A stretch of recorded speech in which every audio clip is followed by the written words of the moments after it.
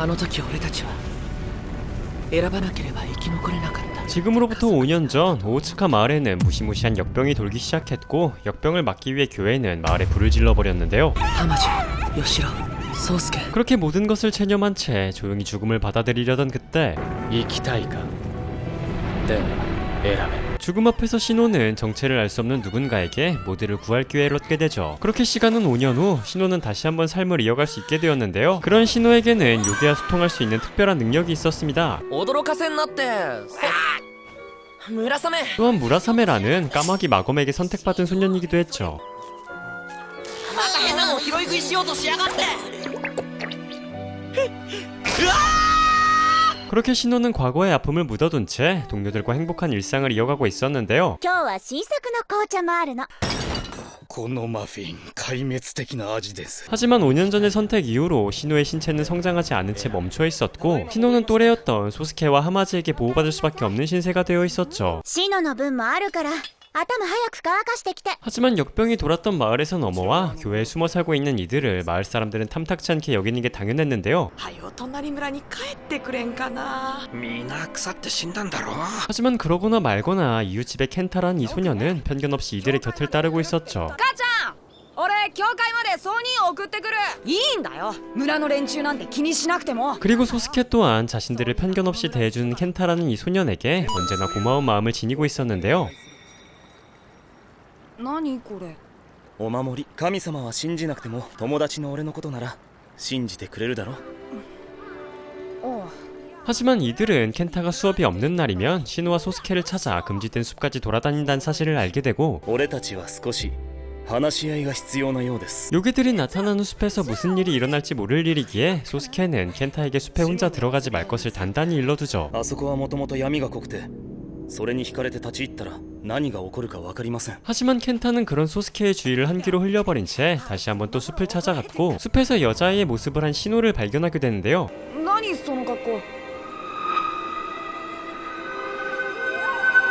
おい、シノ。 그렇게 홀린 듯 신호를 쫓던 켄타는 문득 정신을 차려 이 소식을 전하기 위해 교회로 향하죠. 같은 시각 교회에는 오전에 무라사메가 주워왔던 괴상한 요괴가 신호를 찾아왔는데요. 今朝の黒マリモ。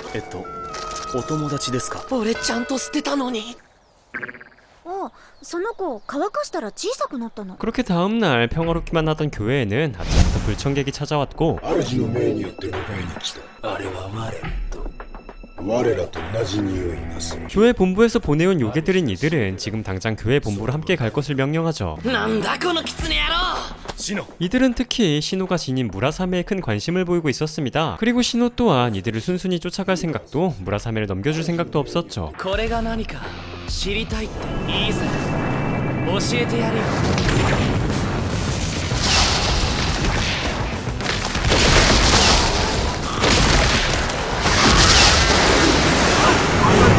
그렇게 신호는 무라사메를 통해 교회 본부의 사절단을 단번에 해치워버렸고, 壊れたみたいですね。結界。 다시 한번 평화로운 일상으로 돌아와 하루를 시작하려던 그때 ケント。昨日シノによく似た女の幽霊がスーッと森の方へ入ってったんだよ。 하지만 가볍게 전한 켄타의 이 소식은 결코 가벼운 소식이 아닌 듯 싶었습니다. 그리고 켄타의 안전을 위해 이들은 유일하게 자신들에게 친절했던 켄타와의 인연을 끊기로 하죠. もう二度と来んな。森にも近づくな。シノの言う通りだからです。もうここに来てはいけません。俺たちに関わらないでください。友達って言ったのに。 하지만 그날 저녁 켄타를 지켜줄 유일한 안전장치인 부적을 버리고 떠났다는 사실을 알게 된 신호와 소스케는 황급히 켄타를 찾아 떠나고, すみません。ちょっと出てきます。宗介。 먼저 숲에 도착했던 신호는 요괴의 함정에 걸려있는 켄타를 발견하게 됐는데요. お前本当にシノだよなって。さっきからずっと俺を見てるあれは。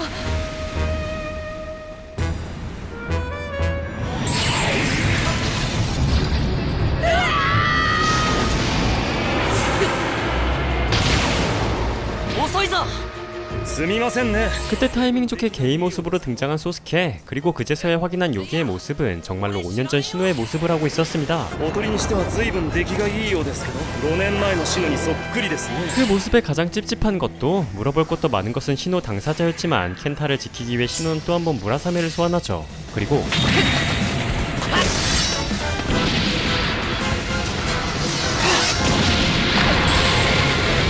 村雨を持たせたら叶うものなんてないですね。 신호는 마검 무라사메를 이용해 간단히 요괴 녀석을 제압하는 데 성공합니다. 하지만 이 틈에 집에 홀로 남겨진 하마지는 교회 본부로 끌려간 뒤였는데요. ハマジをどこに連れてきやがった。シノたちを召喚しに来たあの狐たちでしょう。お崎家の5個だと思われます。 오사키 가문은 신호처럼 요괴의 선택을 받은 아이가 태어난 가문이라고 합니다. 그리고 교회는 신념을 저버린 채 힘을 위해 선택받은 아이들을 거두어들이고 있었는데요. 教会が信じてる神様って一人だろ。存在している以上力を手に入れたいというところでしょうか。 그리고 본부가 신호와 소스케를 노리던 이유도 이들이 지닌 요괴의 힘 때문이었죠. シノ、明日の朝には帝都へ立ちます。これは俺たちへの宣戦布告です。 그렇게 도착한 도시에서도 교회 본부는 이들을 가만두지 않았습니다. 教会本部の命により君たちを迎えに来た。 하지만 이들을 기다리고 있던 것은 교회 본부뿐만이 아니었죠. 犬塚シノ、遅かったな。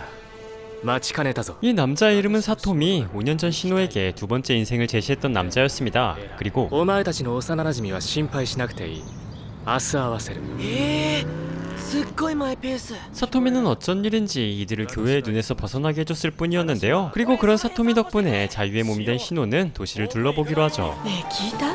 スザクモンの鬼が出るそうよ。あやかしを食らうんだそうだ。 鬼。 그렇게 도깨비에 관한 소문에 귀를 기울이던 그때 知らんと言ったら知らん。原発がここにいるのはもうとっくに分かってんだよ。 신호는 겐파치란 남자를 되찾기 위해 절 앞에서 행패를 부리던 코분고란 남자의 싸움에 휘말리게 되고 我らが捕らえたのは人ではない鬼じゃ。不足がご迷惑をおかけいたしまして申し訳ありませぬ。二度とこの世をきつく頼むぞ。親父、アホかお前は。今ここで騒いでも無駄だ。お前なんぞ踏んどるぞ。ああ、 코분고는 신호에게 사죄의 의미로 식사를 대접하게 되는데요. とんでもねえ欠食児童拾っちまったぜ。ごちそうさま。ちょっと待て。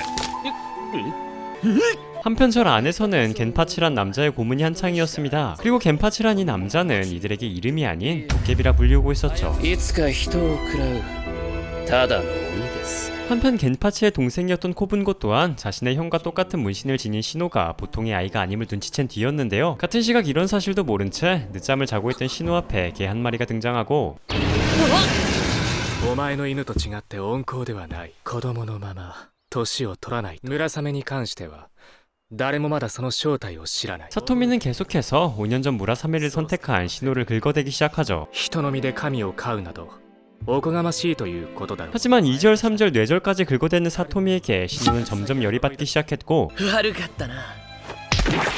この通りピンピンしてるぜ。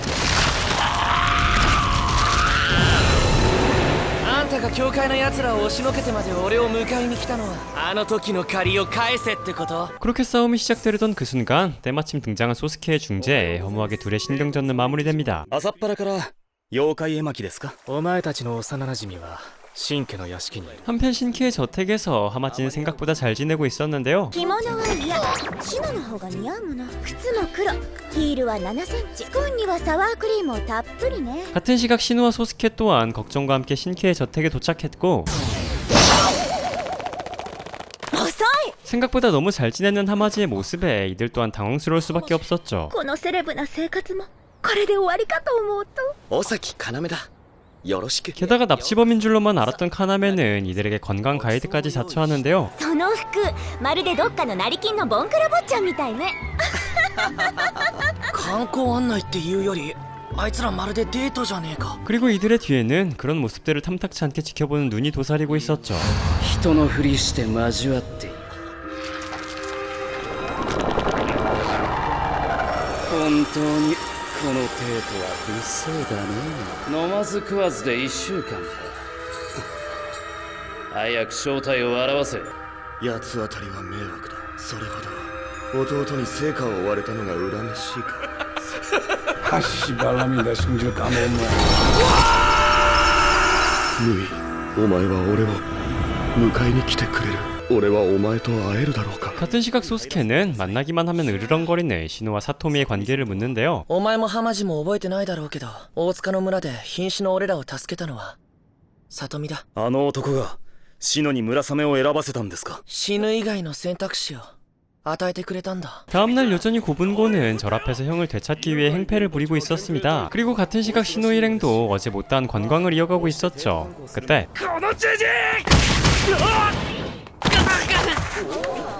また昨日のガキかよ。 오늘도 식당에서 깽값을 지불했다가는 지갑이 거덜날 게 분명하기에 코분고는 어머니의 식당으로 이들을 초대하죠. 犬川宗介と犬塚志乃と言います。私どもの名字も犬田って言って。 그렇게 계속해서 코분고와 엮이던 신호는 그가 매일같이 절에서 싸우고 있는 이유를 듣게 되는데요. 俺の兄貴分があそこに捕まってて。じゃあな。何か事情がありそうですね。 한편 그런 코분고를 뒤로 한 채 숙소로 돌아온 신호와 소스케에게 사토미는 과거 그들이 잃어버렸다는 구슬을 돌려주고 これお前が持ってたのか。宗介の義俺のがこう。それと同じような玉があと6つある 세상에는 이와 같은 구슬이 6개 더 있다고 하며 사토미는 처음부터 이들에게 그 구슬을 가진 6명의 사람을 찾으란 이야기를 전하기 위해 이들을 도시로 초대했던 것이었습니다. 残りの6つの玉と持ち主を探し出せ。世の中にどんだけ人間がいると思ってやがんだ。そんなの絶対無理。その玉の持ち主を探せばいいんですか。 한편 겐파치는 절의 지하에서 오늘도 잔인하게 고문받고 있었고 ゲンパチを返してください。我々が捕らえたのは鬼だ。セーラン殿お待ちください。セーラン殿。 계속되는 고문에 겐파치의 이성도 한계에 다다르고 있었는데요. 鬼よ目覚めよ。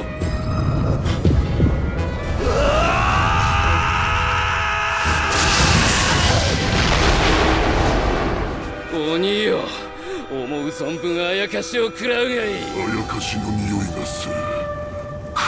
그리고 당연히 그 요괴의 냄새는 신호와 소스케의 냄새였습니다. なんだあれ。鬼だ。鬼が出た。あのあやかしを食らうという鬼ですか。 그리고 본능적으로 노리는 것이 자신임을 눈치챈 신호는 마을 사람들이 휘말릴 수 있기에 서둘러 자리를 옮기기로 하고 だったら捕まえてみろっての。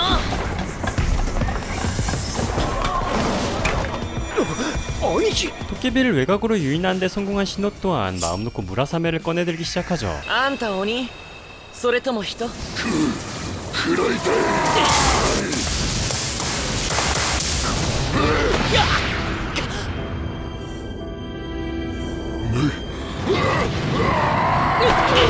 大丈夫ですか。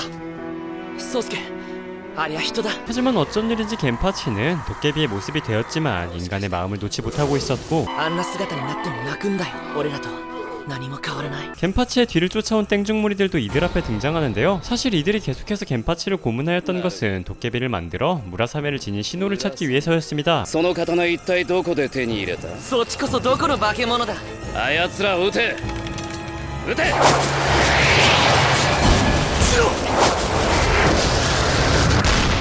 그리고 땡중들의 화살 세례에 이들 모두 강으로 추락해버리고 말죠. 村雨里見に知らせてくれ。なじゃ。鬼。 그렇게 다음날 사냥감으로 몰렸던 이들 모두 무사히 숙소로 돌아온 데 성공했고 자신의 모습을 들킨 겐파치는 어쩐지 조금은 의기소침해 있었는데요. お前昨日俺の姿を見ただろう。ただの人でしかない。どう人と決めるのは姿形じゃない。さあ飯が冷めちまう。 사실 겐파치가 그 모진 고문을 겪을 수 있던 것도 어젯밤 화살 세례를 버틸 수 있었던 것도 그의 특이 체질 덕분이었습니다. あれだけ傷を負ったのに回復早いよな。そういう体なんだ。3年前に北部で起きた人質事件を覚えているか。 과거 군인의 신분으로 전쟁에 참가했던 겐파치와 코분고는 생각보다 길어진 전쟁으로 인해 추위와 굶주림에 시달리고 있었는데요. そこへ人を食う鬼まで現れて俺たちはあの時確かに死んだはずだった。 하지만 둘의 굳건한 살고자 하는 마음은 눈을 감는 그 순간까지도 사라지지 않았고 어쩐 일인지 분명히 죽었어야 할 이들은 다음날 눈을 뜰 수 있었죠. 하지만 俺たちは必死の思いで戻ってきたんだ。姉貴は死んでた。 필사적으로 전장에서 돌아온 겐파치였지만 그의 삶의 이유였던 약혼자는 죽어있던 뒤였는데요. 그리고 이 상실감을 견딜 수 없었던 겐파치는 몇 번이고 스스로 목숨을 끊었지만 何度も何度も死のうとしたが死ねなかった俺たちはいつの間にか死ねない体になっていた。 어떤 이유에서인지 둘은 눈 오는 날의 죽음 이후 불사의 몸을 지니게 되었다고 하죠. で今度はお前らの番だ。なんであのクソ坊主どもは原発だけじゃなくてお前を探し回ってんだ。村雨お前が扱える代物ではない。弟にも劣るお前ごときの器ではな。 한편 이제는 너무도 가까워진 하마지와 카나메. 그렇게 오늘도 평화로운 데이트를 이어가던 그때 ハマジ。 그리고 상처 입은 하마지의 모습에 카나메도 빡이 돌아버리기 시작합니다. あの人が何をしようが今までは気にしなかったけど。 한편 그날 밤 땡중 세이라는 본격적인 도깨비 사냥에 나섰는데요.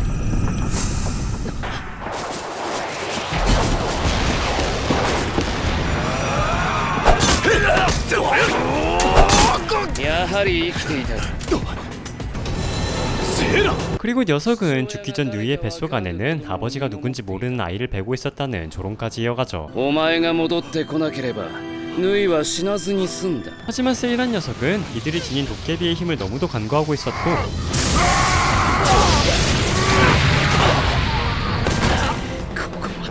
처음에 호기롭던 모습이 무색하게 서둘러 자리를 피하려던 그때 ここまで来て引いちゃう。誰だ。僕が誰だって。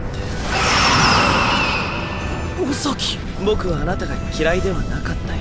なんて気の毒な人たちと思ってた。 빡쳐버린 카나메마저 합류한 지금 이들이 이길 확률은 제로에 가까웠는데요. さすがに女の子の顔に傷つけちゃまずいよ。そうでしょう。兄さん。 그렇게 세이라는 끝까지 동생에 대한 열등감을 버리지 못한 채 동생에 의해 죽어버리고 맙니다. 山に燃え広がる前に消さないと。その名の通り力を示せ。 그리고 땡중들이 쏜 불화살로 인해 불길이 번져가던 상황 또한 신호의 무라사메 덕에 화마로 확산되기 전에 진압을 마무리하죠. おーい。生きてるか原八。平気か。よく見りゃ顔も好みだし。おい兄貴、それ男ですから。 그렇게 다음날 신호는 사토미에게 당당히 용돈을 요구하는데요. それとこの事件について知ってることがあったら。 그리고 신호가 알려달라는 이 사건은 출입금지인 산에 들어간 마을 사람 5명이 수수께끼의 병으로 전원 사망했던 사건이라고 합니다. ホマチの雨が豊富に降る。お待ちお待ちっていうのはへそくりのことよ。最近はその水も尽きてきて。 사실 이 산에는 원신이 살고 있다는 전설과 함께 산에 들어간 자는 두 번 다시 돌아오지 못한다는 전설도 같이 내려온다고 하는데요. 그리고 소스케 또한 신호가 호마치 산으로 향했다는 소식을 듣고는 뒤늦게 그의 뒤를 쫓기로 하죠. 本当にこの山の中だけ雨が降ってるんだな。玉が光ってる。今まで光ったことあったっけ。危ない。 그렇게 신호가 다시 정신을 차렸을 때 소스케의 구슬은 잃어버린 뒤였는데요. 그때 ない。うわっ。これと同じ玉見なかった。 하지만 담력 개전은 신호는 괴물 같은 녀석을 보고 쫄기는커녕 구슬을 보지 못했냐 되물어보았고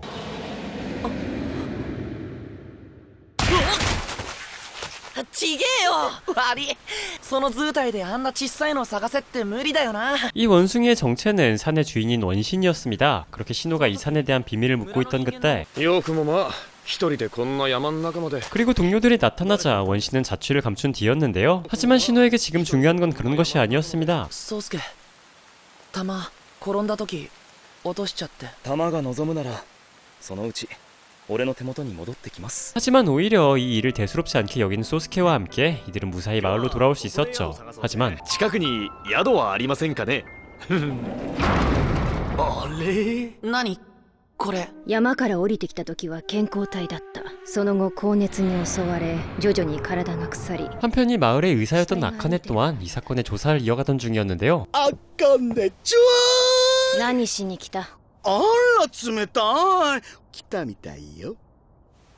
生きたサンプル。 그리고 당연히 살아있는 샘플은 산에서 죽지 않고 돌아온 신호 일행을 말하는 것이었죠. ホマチの山へ入ったって。命知らずな。まずは血液検査を受けてもらおう。 그런데 あなたはお久しぶりであります。犬飼注意。 군의관이었던 이 대머리 아저씨는 코분고 겐파치와 구면인 듯 보였고 ほらやだ、古文語じゃない。覚えててくれたの？さっさと仕事を始めてくれないか、桜庭監察官。 전염병이 있는 것은 아닌지 조사가 이어지던 와중 그런 이들을 지켜보는 남자가 있었는데요. あの顔、あの声。俺は一度あの男に殺された。 뭐 어쨌든 다음날 이들에게 전염병은 없다는 소견과 함께 신호 일행은 다시 자유의 몸이 될 수 있었고 シノ、どこへ。村へは行かない。すぐ戻る。お前ここの教会の子供か。一応祭りが終わるまで教会にな。そうか、教会に。 이들이 교회에서 머물고 있다는 정보를 캐낸 이 야사케노란 남자는 信じる神などいないのに祈るというのか。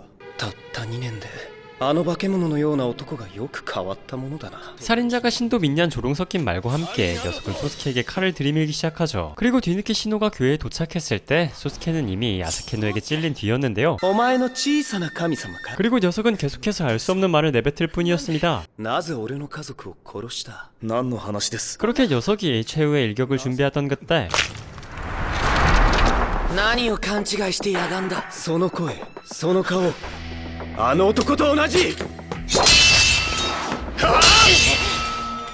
強い。ふざけるな。朝家のもうやめなさい。早とちりはあなたの悪い癖よ。 녀석의 사장님으로 보이는 여자는 그를 막아서는데요. 村雨ね、一体この子は。 그리고 더욱더 정체를 알 수 없는 여자는 의도치 않게 폐를 끼쳤다며 사죄의 의미로 소원을 하나 들어준다 말하죠. じゃあ探し物を頼む。ホマチの山に義と書かれた小さな玉を。あんたならできるだろ。 그렇게 다음날 마을에는 아침부터 소란으로 가득했습니다. 村の人たちが総出でホマチの山へ入るって大騒ぎになっているのよ。原因はこれよ。 신호의 5단에 있던 금조각을 발견한 마을 사람들은 금을 캐러 호마치 산으로 향하고 있었고 お前なんでこんな厄介なものを村の人間たちに見せた。山に入って死んだ5人のことを忘れやがった。 서둘러 마을 사람들을 말리다 달려갔던 아카네였지만 탐욕에 눈이 먼 마을 사람들은 그녀의 말을 들어줄 리가 없었죠. 先生に俺ら村のもんが必死な気持ちはわからんよ。あんた自身は所詮よそから来た人間だからな。よそから来たのはお前たちの方だ。 그렇게 다음날 마을 사람들은 뻔뻔하게도 금을 가지고 있던 신호에게 길 안내를 명령했는데요. おい、あの木さっき見なかったか。最初っから無理だっつってんのに。人は入れない決まりだって猿神が言うから。とりあえず上を目指して進むしかねえな。 그때 死んだー女先生が。 무라사메의 트롤 짓으로 인해 원신의 결계가 깨져버리고 말았고 마을 사람들은 넘치는 물과 앞으로 찾을 금의 행복 회로를 돌리기 시작하는데요. 하지만